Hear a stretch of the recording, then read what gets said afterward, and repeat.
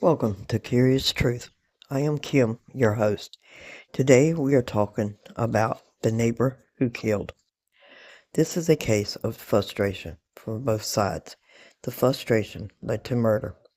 Susan was a 59-year-old woman that lived by herself in a duplex apartment in Ocala, Florida. She lived in this apartment for 3 years.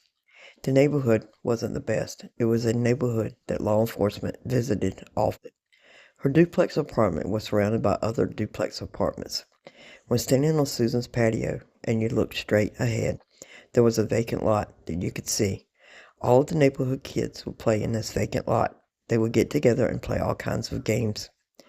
Sometimes, being kids, they would leave their toys and even sometimes trash in the lot. And sometimes the kids would leave their toys and trash beyond the lot, sometimes on or near Susan's patio, and where the others would park their cars. Susan, after a while of asking nicely for the kids not to leave their things near her truck or her apartment, became frustrated.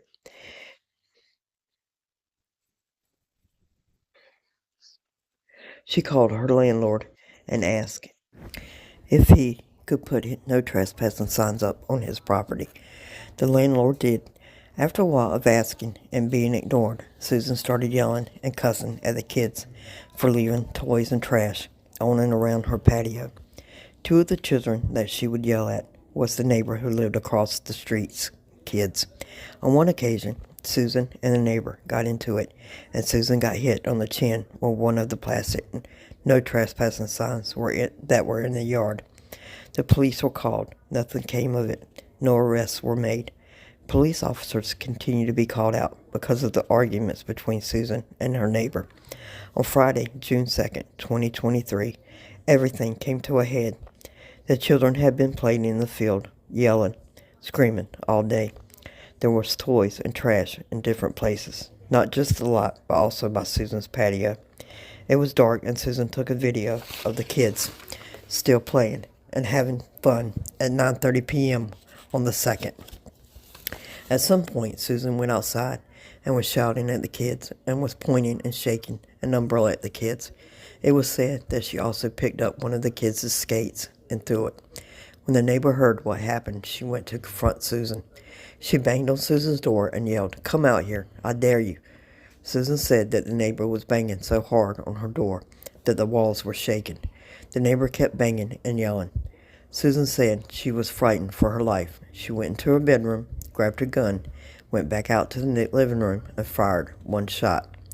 The neighbor turned and walked away. She made it as far as the tree and collapsed. In court, Susan's next-door neighbor said she heard someone yelling real loud, but she couldn't make out what was being said. She also said that the walls in her apartment were shaking, and it scared her so bad that she ran in her bedroom and called 911. The police arrived, and the neighbor, laying by the tree, dead. She had no weapons on her or around her.